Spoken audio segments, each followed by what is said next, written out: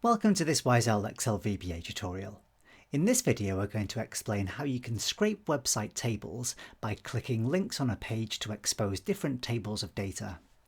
We'll start with a quick reminder of how to navigate to a website using Internet Explorer, and then show you how you can loop through all the tables on a page, and then restrict the loop to only looking at tables within a specific div tag.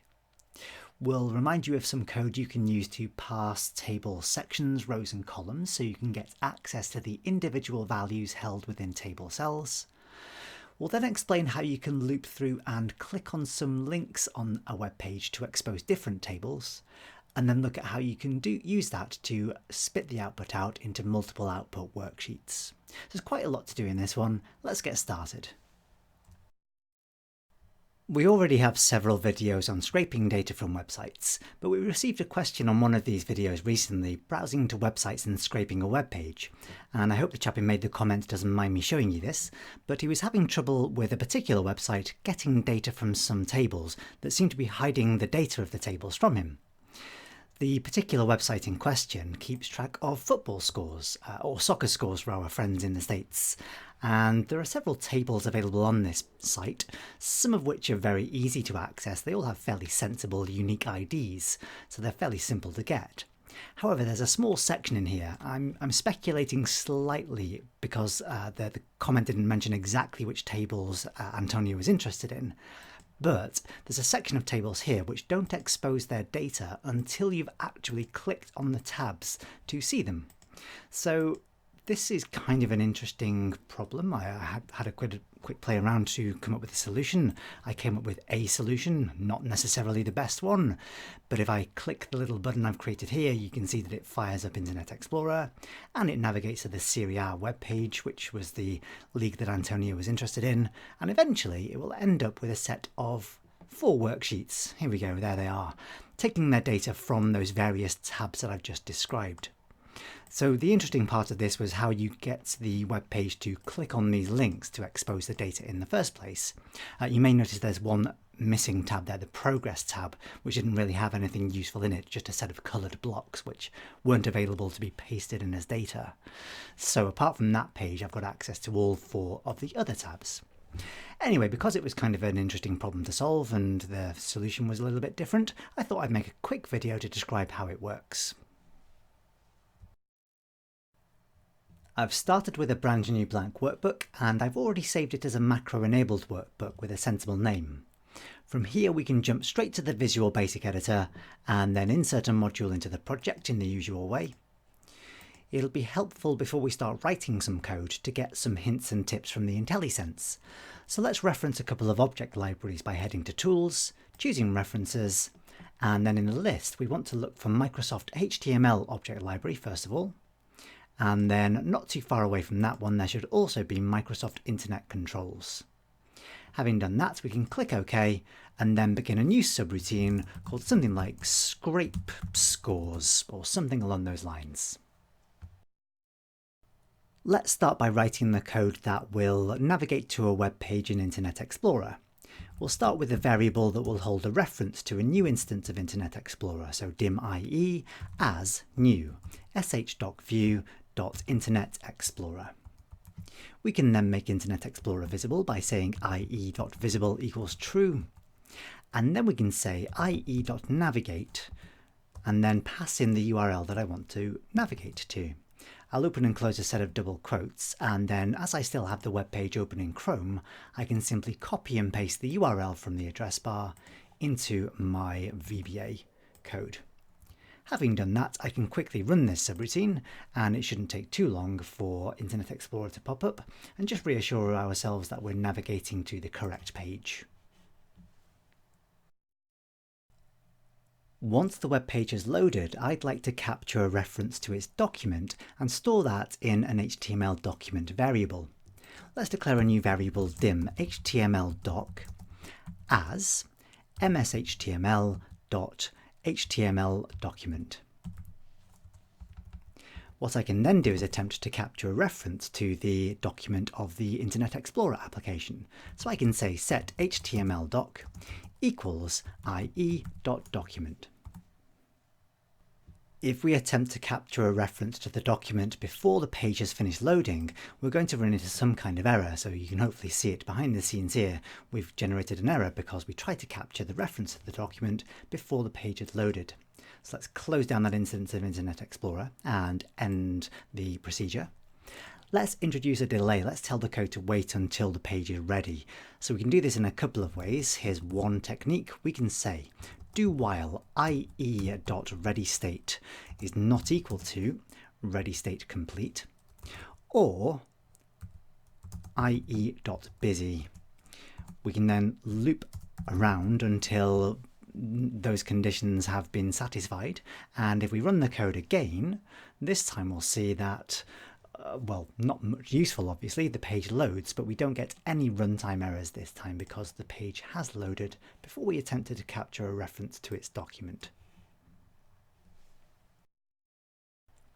What I'd like to do next is simply loop through all the tables belonging to that document and write out their names and some potentially other useful information.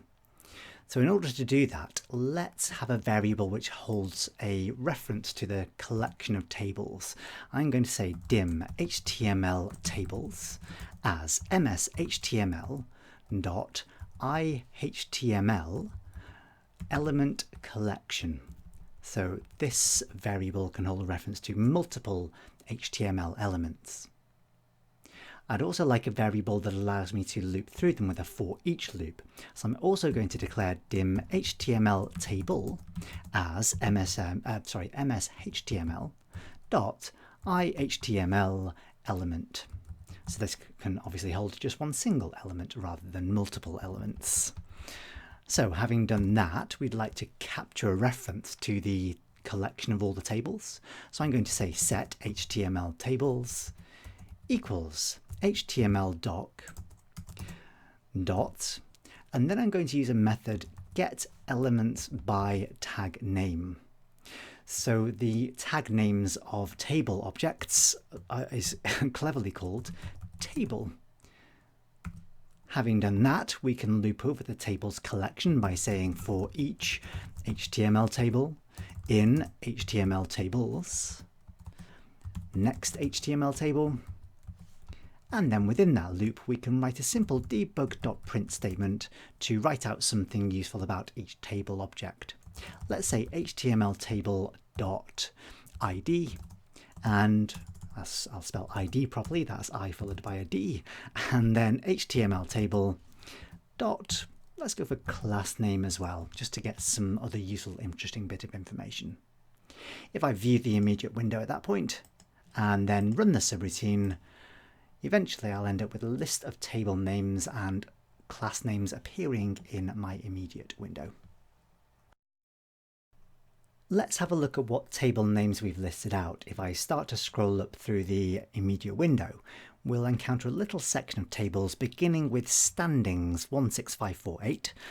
This is the code number for the league or the tournament on this particular website. So I've got standings, and that ends with custom standings. That represents those 5 separate tabs in the document that I showed you earlier. If you're not sure what your table names are, which ones you're looking for, you can find this sort of stuff out by using the inspect feature of whichever web browser you happen to be using. I'll show you quickly using Chrome that I can right-click on any element in a web page. So I'm going to right-click on something belonging to the table whose name I want to discover, and then I can choose to inspect it. In Chrome, I get a little panel on the right-hand side of the screen, and the item that's highlighted in this pale blue is the thing that I've just right-clicked on. So this little cell here in the header row of the table. So it's contained within a TH tag, so a table header cell, within a TR tag, a table row cell, in a THead tag, the header section of the table, within finally the entire table. Neatly in Chrome, if I hover the mouse over a tag, it highlights in the page what that represents. So you can see as I hover over the table tag, it highlights the entire table. And there's its unique ID listed there, standings 16548 grid. If I just collapse some of the elements of that table, I should find that within the other divisions or the other div tags in this little section, I have a forms table. I also have a streaks table and a history table and also a custom standings table. So that represents a little group of tables that I want to get my data from. Ideally, I want to isolate these from the rest of the tables on the page. So what we'll do next is look at how we can limit our for each loop to only looping through tables contained within this div tag, tournament tables 16548. Let's declare a variable that will allow us to capture a reference to this div element. I'm going to say dim HTML div, I'll spell that properly, as mshtml.ihtml element. Okay, once we've done that, we can get a reference to that specific div tag using its unique ID. So after we've captured a reference to the document, we can say set HTML div equals HTML doc dot get element by ID. So in this case, we're going to pass in the exact name of the element that we want to get a reference to. We saw briefly in the inspect tool that the name of the element, the name of the div, was called tournament-tables-16548. So let's just quickly type that in, hopefully without any spelling mistakes. Tournament-tables-16548. Excellent. Having done that, what I can now do is just modify the next line of code. So rather than getting the elements by tag name from the entire document, I can replace this line here by saying set HTML tables equals HTML div.getElements by tag name. I'll quickly clear the contents of the immediate window and close down the previous instance of Internet Explorer, and then I can run the subroutine at this point. And what we should see this time is a much shorter list of table names comprising just those tables in the little group that I'm interested in. At this point, I'd like to try to write out some of the contents of these tables, and that's going to involve writing a sequence of nested loops. If I return to the inspect tool from Chrome and I can identify one of my tables, so there let's start with a standings table, I can see that if I expand the table, it contains a collection of sections, a table header, a table footer, and a table body. If I expand any of the sections, I can see that each section contains a number of rows. So I have 1, 2, 3 rows in the header section, and a couple of rows in the footer section, and many rows in the body section. And then within each row, I should have a number of cells or TD tags. So I would like to loop over all of the tables, all of the sections in each table, all of the rows in each section, and all of the cells in each row. So 3 extra nested loops to make this work. Let's return to the Visual Basic Editor and let's declare 3 new variables. They're all going to be an iHTML element object, so I'm going to just copy and paste one of my existing variables of that type and then paste it in so I have 3 extra copies of it, and then change the names of these. So I'm going to call the first one table section, the second one table row, and the third one table cell, just so we've got some nice sensibly named variables. Now after I've debugged.printed the ID of the table, I would like to loop through its sections collection. So to do that, I can begin another for each loop within the original one. So for each table section in HTML table. And then I have a variety of choices for what I could do here. The simplest thing possible in this case, I think, is to say HTML table.children. The children are the direct descendants of the table object, and again, as I've just shown you, in a table there are 3 sections, for want of a better word: T-head, T-foot, and T-body. So if I loop through those children of the table object, that loop for the standings table will loop 3 times. So next table section. It would be useful to write out some information about which section of the table I'm looking at. So within that loop, let's add another debug.print statement. Now I'd like the information about each section to be indented one space below the name of the table itself. So I can do that fairly easily just by writing a comma, which will insert one tab space. And then I can say table section, let's go with tag name, so I know that it's either T-foot, T-head or T-body.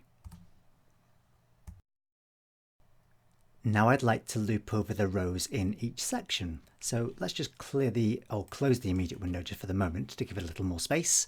And we can now begin another for each loop. So let's say for each table row in. And again, I have a couple of choices for what I could do here. I can go for table section, and then I could either say children, assuming that all of the items that are direct descendants of the section are table rows, I could do that. If I wasn't sure, I could use the same technique I used to get elements in the div by tag name. So I could copy and paste this and say table section dot get elements by tag name tr.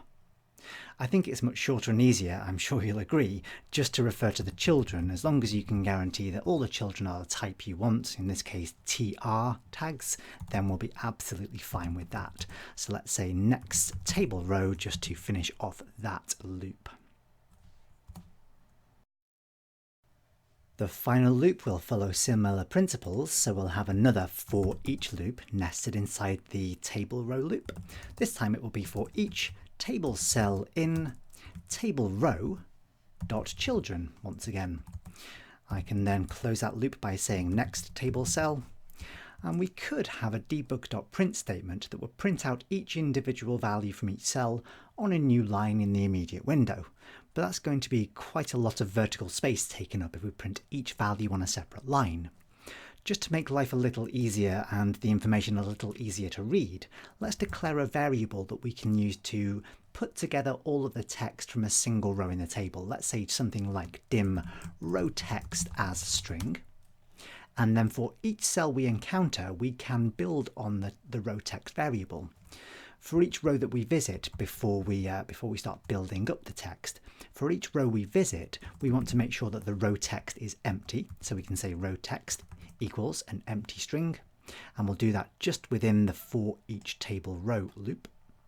And then within the for each table cell loop, we can say row text equals itself, so row text, followed by an ampersand and a tab space and another ampersand, and then table cell dot inner text to get the actual contents displayed on the web page.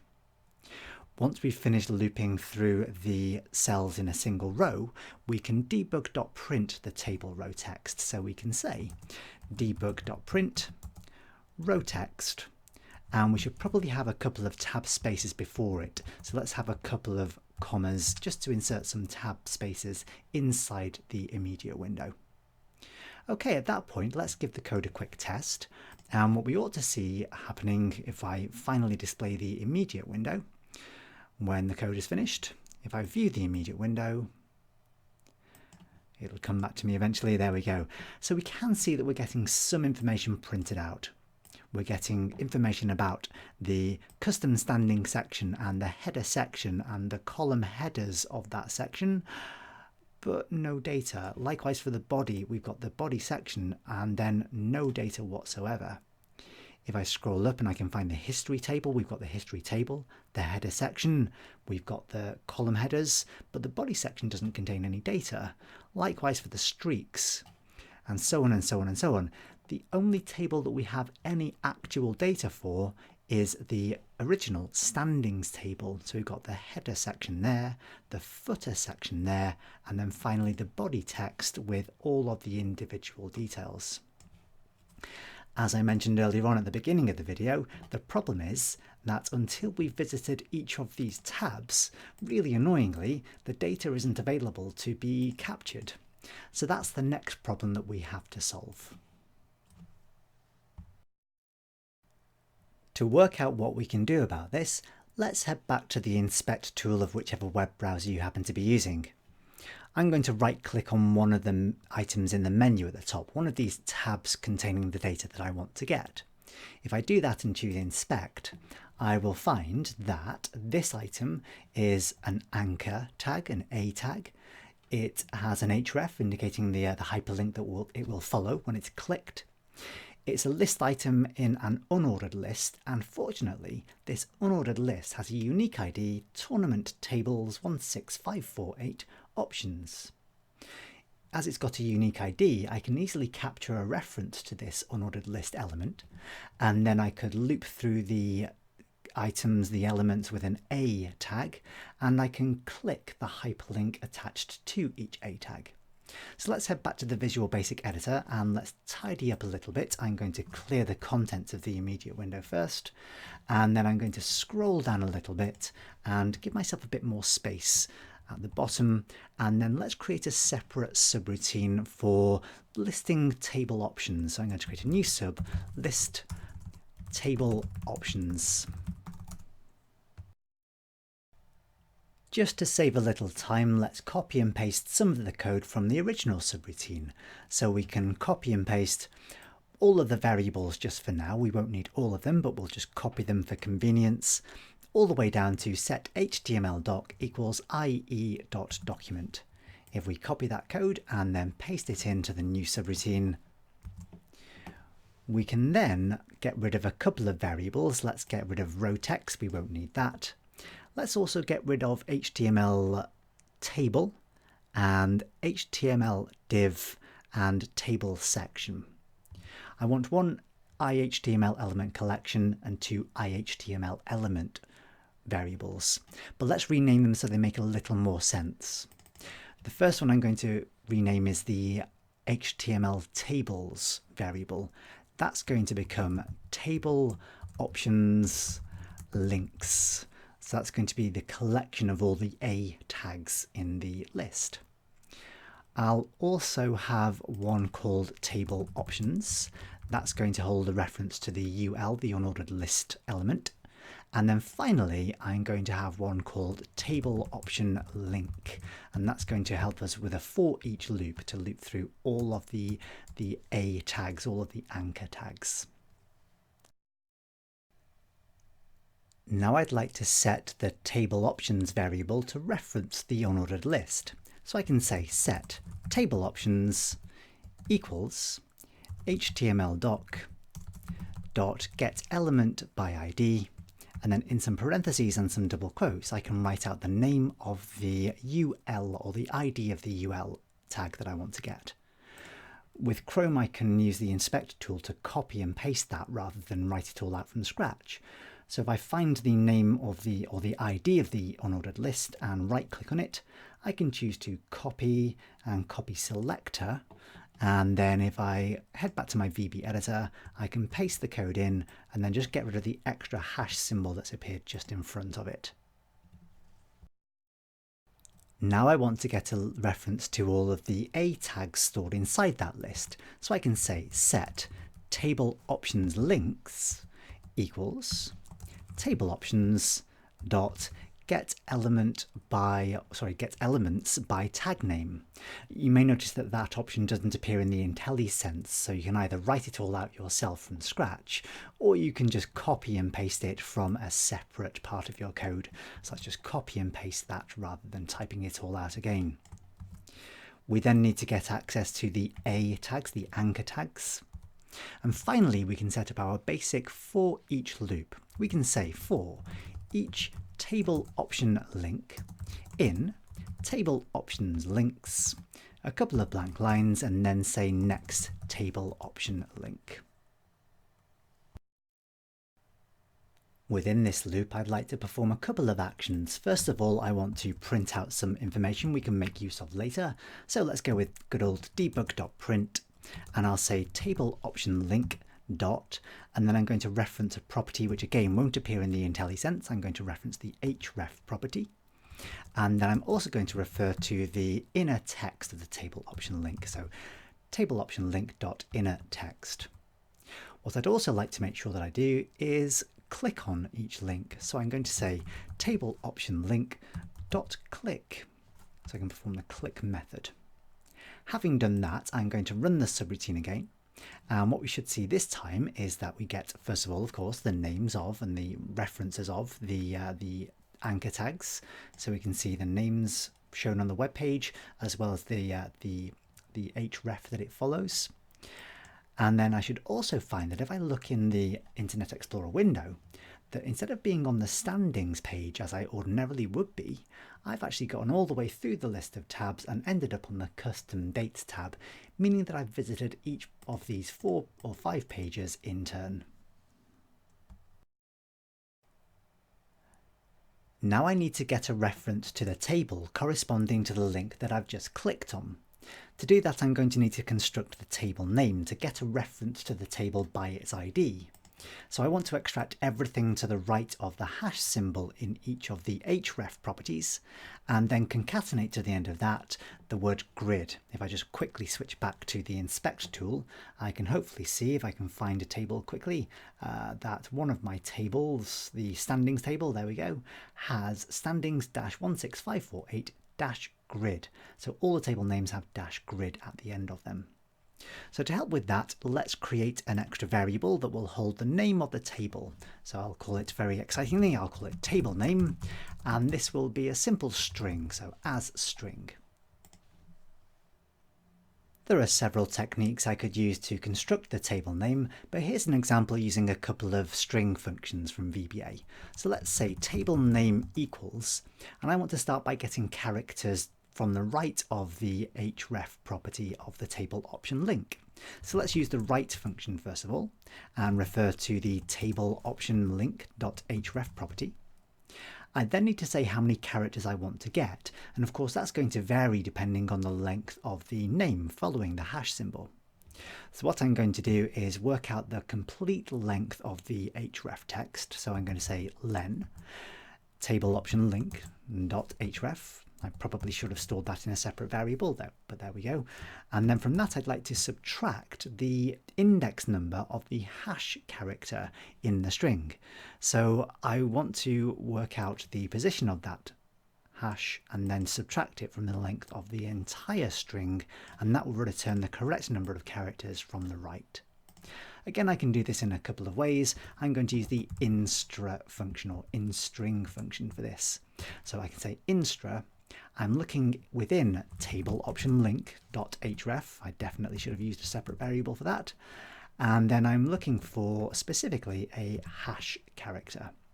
If I close a couple of sets of parentheses at the end there, it's probably worthwhile just checking that I've constructed the correct table name. Oh, I've almost forgotten I need to tag on the grid character as well. So let's say debug.print table name followed by an ampersand and then -grid. So if I just clear the contents of the immediate window and then I can run the subroutine one more time, I should see this time that, as well as, and let's just close down a couple of these instances of Internet Explorer, I should see that I get the name corresponding to the table whose data I want to get. At this point we can start getting a reference to the table whose name we've just constructed, and then we can process its details. But at this point I want to get away from writing information into the immediate window. In fact, let's just close it down for the time being. Because we have quite a lot of work to do with each table, I don't want to stuff all the code into one single procedure. Let's create a separate helper method below the existing one. Let's create a new subroutine called process table. I'd like to declare a parameter for this table, or this subroutine, which allows me to pass a reference to an HTML table. So let's call it HTML table as mshtml.ihtml element. What I can then do is, rather than just debug.printing the name of the table that I've constructed, I can call my process table method. I can say process table. And what I'd like to do is pass a reference to a table whose ID corresponds to this name. So I can say html.getElementById, and then open some parentheses, construct the table name, get a reference to the table, and subsequently pass that into the process table method. A lot of the code that we need to make this work we've already written in a previous procedure. So let's scroll up towards the top again, and rather than writing things out again from scratch, let's borrow a few variables. Let's copy the table section, table row and table cell variables first of all, and we can paste those into the process table method. I'd also like to copy the loop which loops through those various items of the table. So I'm going to be slightly careful here. I don't want to loop through a collection of tables. My help method will deal with one single table at a time. So I'm just going to copy the loop beginning with for each table section in HTML table.children all the way down to next table section. I can copy that. And then I can paste that in down towards the bottom of my process table procedure. I'll just sort out the indenting a little by selecting some lines and pressing Shift and Tab, and there's the beginnings of our process table method. There are some bits of code in this procedure now that we won't need, so we don't need to print anything about the table section tag name. Let's remove that line. We also won't need to worry about constructing the text we want to print out, so let's remove any reference to the row text variable as well. We're pretty much just clearing out everything and leaving us with the skeleton of the for each loop structure. Now let's start adding in the code that will help us write the contents of the tables into a new worksheet. We'll add a line which will add in a new worksheet first of all, so let's say worksheets.add. And I'd like to write the ID of the table that we're looking at into the first cell of that new worksheet. So we can say range a1.value equals HTML table.id.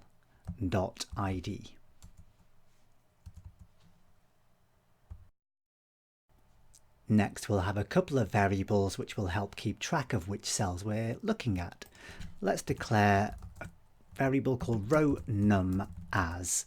I'll go for long. Now it's highly unlikely that this particular table will have more than 32,767 rows in it, but just in case that's a possibility, let's go with long for the row number. And then for the column number, well, there are only 16 and a bit thousand columns in an Excel worksheet these days anyway, so we'll get away with integer for that. It doesn't really matter too much. You could go with long for both of those if you like. Because I've filled in some values in row 1 of the table, I'd like to begin my row number at row number 2. So let's initialize row number to be row num equals 2 to begin with. And then each time we go to a new row in the table, or just before we go to a new row in the table, we can say row num equals row num plus 1.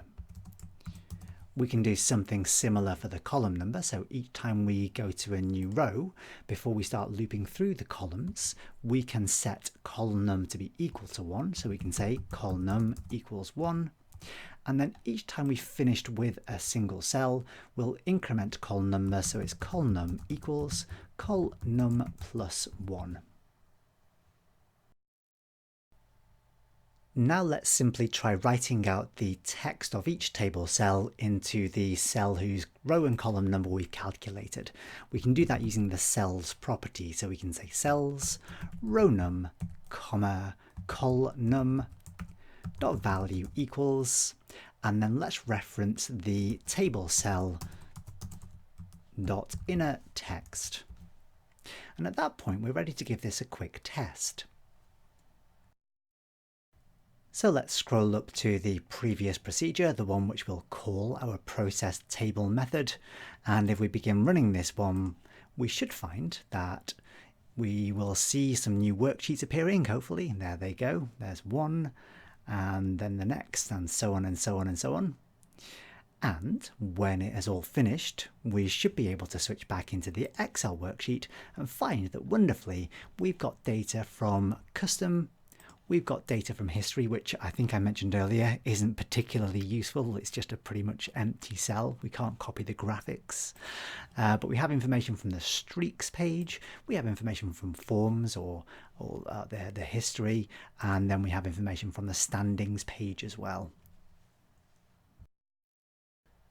At this point, all of the other code that we're going to add is simply to do with tidying up. So we're going to do things like prevent getting the table footers listed at the top of the table in a silly place like that. Where tables have multiple different headers, there's a sort of narrow header or a general header and a wide header section. We make sure that we only get the narrow header or the standard header. We could create a better table name, we could create better worksheet names, provide a bit of formatting for the tables, all reasonably trivial stuff, but let's have a go through it anyway. We might as well be completist about this. Let's just get rid of a few of these worksheets that we have newly created.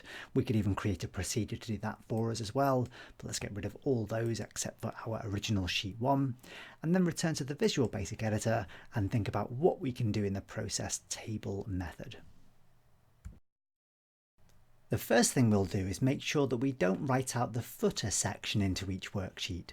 So if you remember from the table sections, we have, if I can find it, there it is, the T-foot section. This doesn't contain anything particularly useful for us, just the little key, which as we're not copying the colours anyway, isn't particularly useful. So let's eliminate that first. Back in the VB editor, what we can do is, when we look at a section, check if the tag name of that section is not T-foot. And if that's the case, then we can go into looping through the rows in the section. So let's use a simple if statement, if. Because we're comparing strings, it's good practice to make sure that the strings are of a known case. So I'm going to use the L case function to make sure I'm testing the lowercase version of table section dot tag name, and as long as that is not equal to T-foot, then I can go about looping through the table rows and the table cells and writing out the contents. I'll just need to make sure that I close my if statement in the appropriate place, so let's say end if just down at the bottom there. Another relatively simple change I could make would be to give the table a slightly better title. Rather than by using the ID of the HTML table element, I could use instead the inner text of the hyperlink that I have clicked on. The simplest way by far to do that is to create a separate parameter for my process table method. So let's create a separate parameter, let's call it display name as string. And if I've declared a second parameter, I'll also need to pass a value to it when I call the process table method.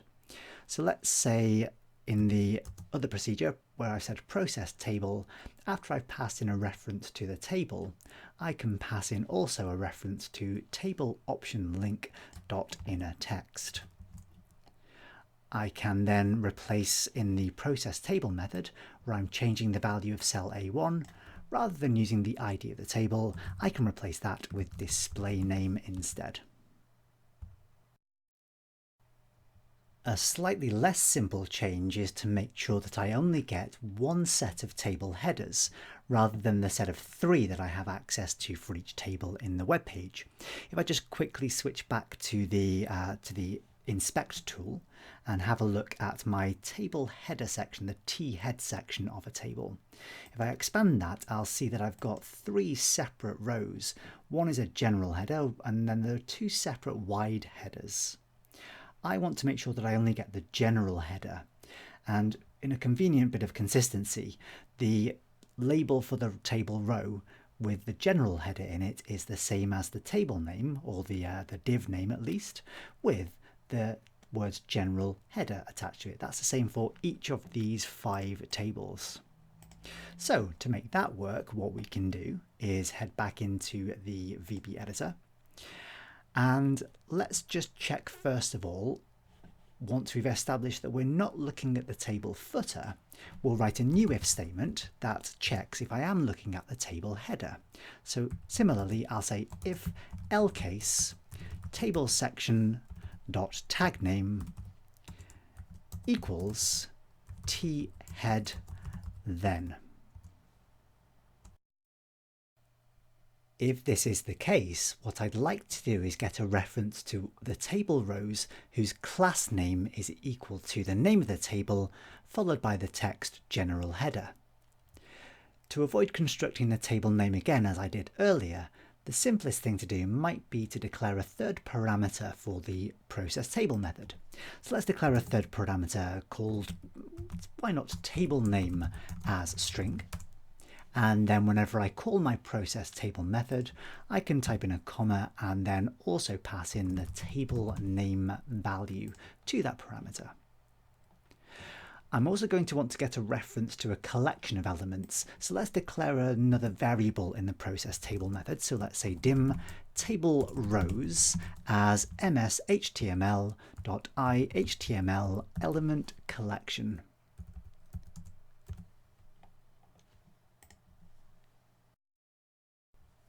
Back in the if statement I've just constructed, I can then say set table rows equals, and then I can refer to my table section.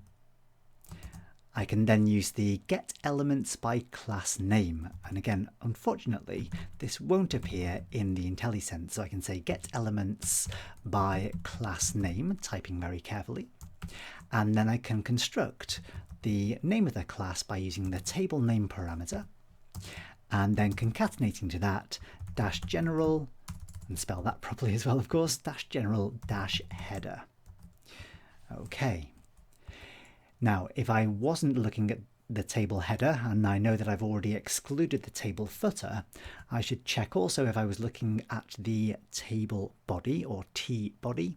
So I can add myself an else if clause. Rather than writing all that out again from scratch, let's just copy and paste. So I can have an else if.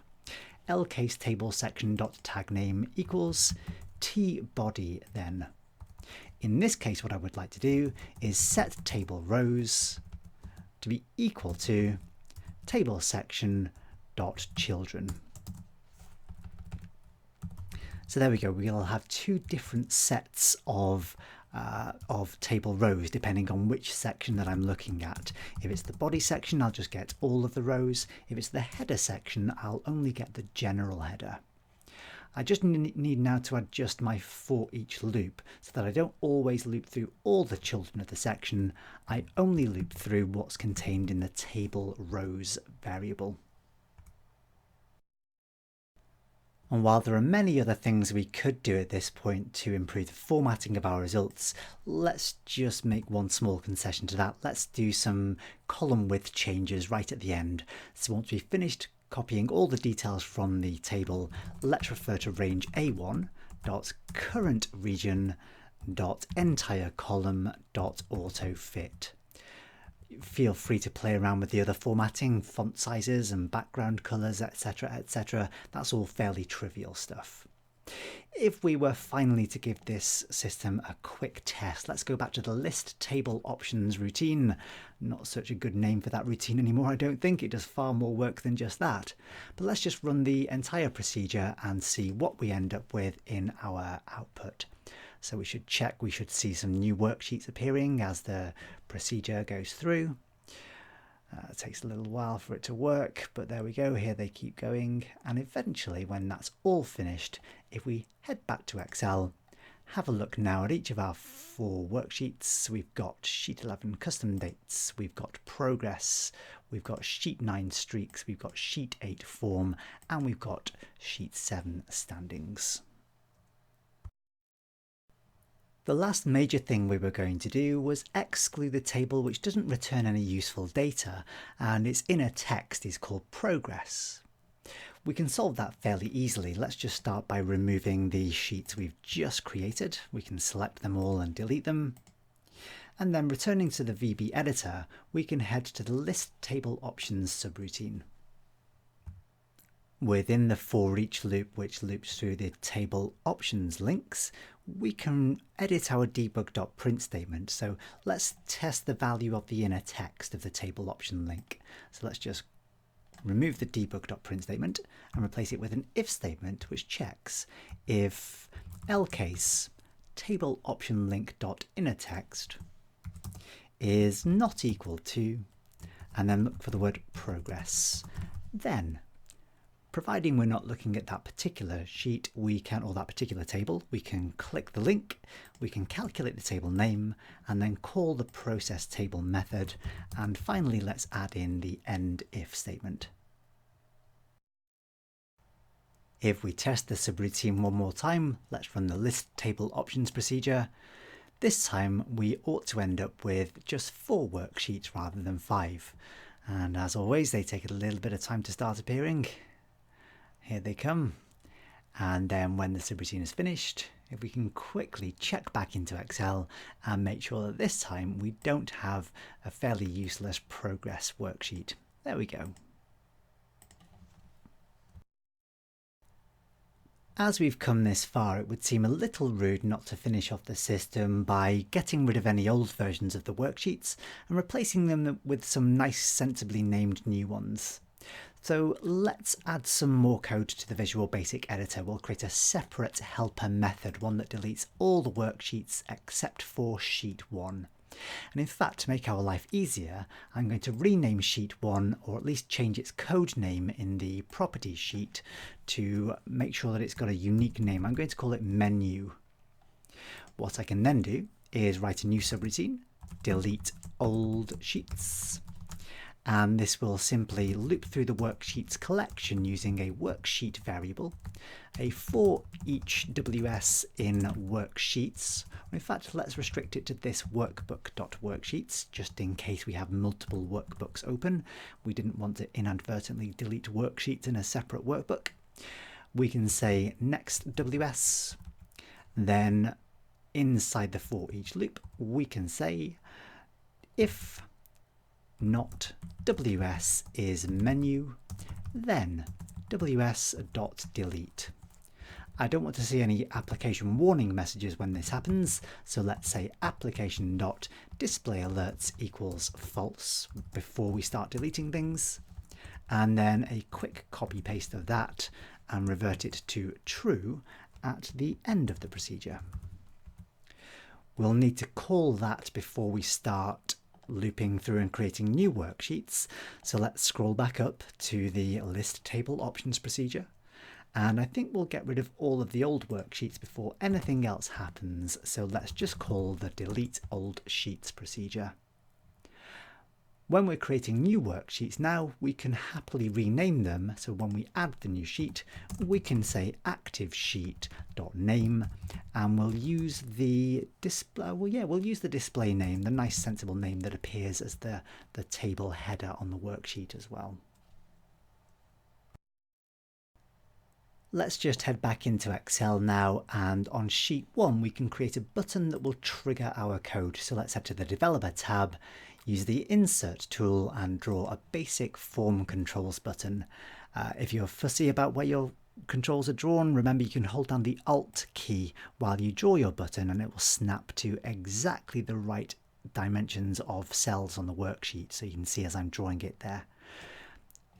When I've released the mouse button, I can assign my list table options subroutine to that. I could edit the text on the button. I'll call it get Siri app, and then click away from the button, and let's just give it a quick test. If we click on the button, we'll get yet another new instance of Internet Explorer. The old worksheet should disappear and the new ones should start appearing. You could gain a bit of performance here by disabling screen updating. It doesn't take too long to run, I suppose. So there we go, there's our 4 sensibly named new worksheets and a nice simple menu to trigger the code. Okay, well I think that's where we'll leave it for this video. Of course, there's plenty more opportunity for you to make improvements to this. I'm sure you'll take it far further than I will. Lots of formatting opportunities, of course, but I'll leave all that in your capable hands. Hopefully that's answered a few questions. Hopefully it's answered Antonio's question from right at the start. I genuinely hope that that's what he wanted. Hopefully we'll hear back from him about that. If you have any further questions about that, just post them in the comments below. Thanks for watching, and we'll see you next time.